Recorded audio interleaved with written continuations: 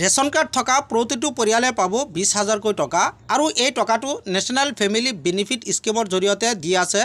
যদি আপোনাৰ নাম বা আপোনাৰ পৰিয়ালৰ কাৰোবাৰ নাম ৰেচন কাৰ্ডত আছে তেনেহ'লে এই স্কিমৰ বাবে এপ্লাই কৰিব পাৰিব আৰু 20,000 টকা বেনিফিট উঠাব পাৰিব।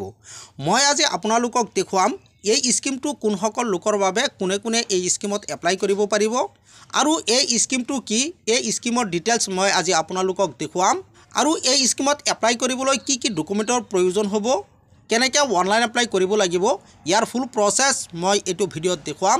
আপোনালোকে ভিডিঅ'টো শেষলৈকে চালেহে গোটেইখিনি বস্তু বুজিব পাৰিব। মই প্ৰথমতে দেখুৱাই লৈছোঁ এই স্কিমটো কি এই স্কিমৰ বিষয়ে প্ৰথমতে মই দেখুৱাই লৈছোঁ।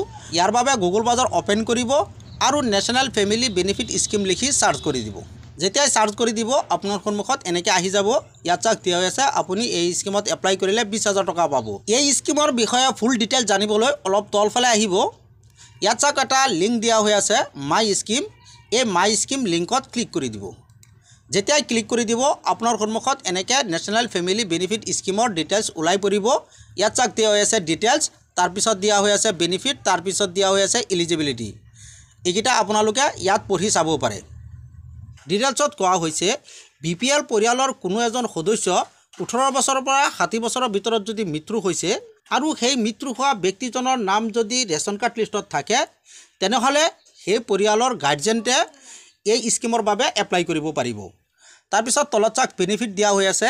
এই স্কিমত এপ্লাই কৰিলে কি বেনিফিট হ'ব চাওক দিয়া হৈছে 20,000 টকাৰ আৰ্থিক সাহায্য প্ৰদান কৰা হ'ব এই মৃত্যু হোৱা পৰিয়ালসমূহক।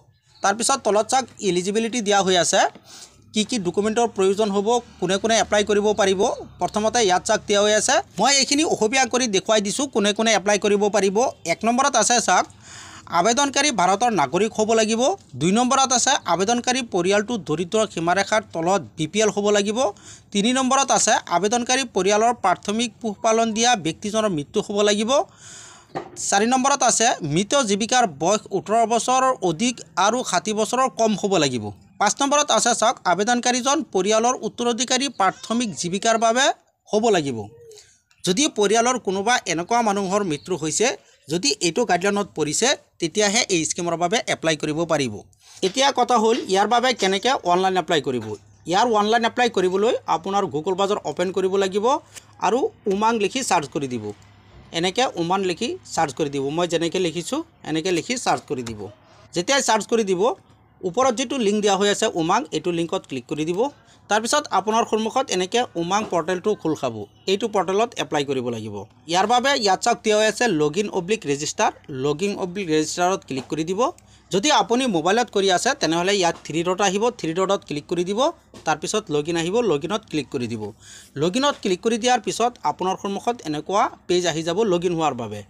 ওপৰত চাওক দুটা অপশ্যন দিয়া হৈ আছে এটা এমপিন আৰু এটা হ'ল OTP। আপুনি এমপিনৰ সহায়তো লগিন হ'ব পাৰিব, আপুনি OTPৰ সহায়তো লগিন হ'ব পাৰিব। যদি আপুনি ফাৰ্ষ্ট টাইম এপ্লাই কৰি আছে যদি আপুনি ৰেজিষ্টাৰ কৰা নাই লগিন হোৱাৰ বাবে পোনপ্ৰথমতে এটা ৰেজিষ্টাৰ কৰিব লাগিব। ৰেজিষ্টাৰ কৰাৰ বাবে তলত চাওক দিয়া আছে ৰেজিষ্টাৰ হাৰ। ৰেজিষ্টাৰ হাৰত ক্লিক কৰি দিব। ৰেজিষ্ট্ৰেশ্যন হোৱাৰ বাবে এনেকুৱা এটা পেজ খোল খাই আহিব। ইয়াত চাওক দিয়া হৈ আছে এণ্টাৰ মোবাইল নম্বৰ। ইয়াত মোবাইল নম্বৰটো বহুৱাই দিব। তাৰপিছত তলত চাওক দিয়া আছে গেট OTP। গেট OTPত ক্লিক কৰি দিব।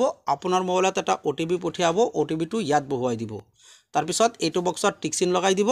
যেতিয়া এইটো বক্সত টিক চিন লগাই দিব এনেকৈ ৰেজিষ্টাৰ দেখুৱাব। এই ৰেজিষ্টাৰত ক্লিক কৰি দিব। ৰেজিষ্টাৰত ক্লিক কৰি দিয়াৰ পিছত আপোনাৰ সন্মুখত এনেকুৱা পেজ আহিব। ইয়াত আপোনাৰ এণ্টাৰ এমপিন এটা এমপিন বনাই বহুৱাব লাগিব। তাৰপিছত কনফাৰ্মৰ বাবে আকৌ ইয়াত বহুৱাব লাগিব। যেতিয়াই দুটা এমপিন বনাই বহুৱাই দিব তাৰপিছত এনেকৈ নেক্সট অপশ্যন আহি যাব। নেক্সটত ক্লিক কৰি দিব। নেক্সটত ক্লিক কৰি দিব আকৌ আপোনাৰ সন্মুখত এনেকুৱা এটা পেজ আহিব। তলত যিটো অপশ্যন দিয়া হৈ আছে এইটো অপশ্যনত ক্লিক কৰি দিব। এনেকৈ আপোনাৰ সন্মুখত লগিন হৈ আহি যাব। লগিন হোৱাৰ পিছত ওপৰত চাওক দিয়া আছে চাৰ্জ। চাৰ্জত নেশ্যনেল ফেমিলি বেনিফিট স্কিম লিখি চাৰ্চ কৰি দিব। যেতিয়াই চাৰ্চ কৰি দিব আপোনাৰ সন্মুখত এনেকৈ বহুতকেইটা অপশ্যন আহি যাব। অলপ তলফালে আহিব। তলত চাওক দিয়া আছে minority of rural development national family benefit scheme. ইয়াত ক্লিক কৰি দিব। যেতিয়াই ক্লিক কৰি দিব আপোনাৰ সন্মুখত এনেকৈ নেশ্যনেল ফেমিলি বেনিফিট স্কিমটো খোল খাই আহি যাব। ইয়াত সকলোখিনি ডিটেইলছ দিয়া হৈ আছে। আপোনালোকে এইকেইটা পঢ়ি চাব পাৰে।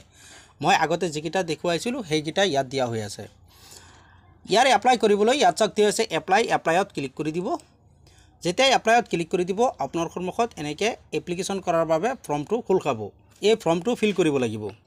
ইয়াত চাওক তিনিটা সেটআপ দিয়া হৈ আছে প্ৰথমটো হ'ল এপ্লিকেশ্যন ডিটেইলছ তাৰপিছত একাউণ্ট ডিটেইলছ তাৰপিছত আধাৰ ভেৰিফিকেশ্যন এই তিনিটা সেটআপ আপোনাৰ পুৰা কৰিব লাগিব তাৰপিছত ভেৰিফিকেশ্যন কমপ্লিট হৈ যাব প্ৰথমতে ইয়াত চাওক দিয়া আছে স্কিম নেম ইয়াত ক্লিক কৰি দিব যেতিয়া ক্লিক কৰি দিব এনেকৈ বহুত কিটা অপচন আহি যাব তলত যেটো দিয়া হৈ আছে NFBS এটো সিলেক্ট কৰি দিব তাৰপিছত state district area sub district গ্ৰাম পঞ্চায়ত ভিলেজ তাৰপিছত হেবিটেশন তাৰপিছত ইয়াত নামটো লিখি দিব ইয়াত দেউতাকৰ নামটো লিখি দিব তাৰপিছত জেন্ডাৰ তাৰপিছত ডেট অফ বাৰ্থ তাৰপিছত ডেট অফ বাৰ্থ ইয়াত এজটো বহুৱাই দিব এই সকলোকিটা ফিল কৰাৰ পিছত তলত চাকতি আছে নেক্সটত ক্লিক কৰি দিব যেতিয়া নেক্সটত ক্লিক কৰি দিব নেক্সট সেটআপ আহি যাব নেক্সট সেটআপত ক্লেম ডিটেইলছ বহুৱাব লাগিব যিজনে ক্লেম কৰি আছে সেইজনৰ ডিটেইলছটো বহুৱাব লাগিব তাৰপিছত আহিব একাউণ্ট ডিটেইলছটো বহুৱাব লাগিব বেংকৰ একাউণ্ট দিব লাগিব IFSC কোড দিব লাগিব সেইকিটা বহুৱাই দিব তাৰপিছত আধাৰ ভেৰিফিকেশ্যন একদম লাষ্ট সেটআপ যেটো আছে সেইটো হ'ল আধাৰ ভেৰিফিকেশ্যন একেবাৰে সহজ এইকিটা ফিল কৰা আপুনি ফিল কৰিব পাৰিব এই গুটিখিনি ফিল কৰাৰ পিছত আপোনাৰ এপ্লিকেশ্যন কমপ্লিট হৈ যাব এনেকৈ আপোনালোকে এপ্লিকেশ্যন কৰিব পাৰে যদি ভিডিওটো ভাল লাগে লাইক কৰিব শেয়াৰ কৰিব আৰু যদি কিবা জানিব লগা থাকে তেনেহলে কমেন্ট কৰিব পাৰে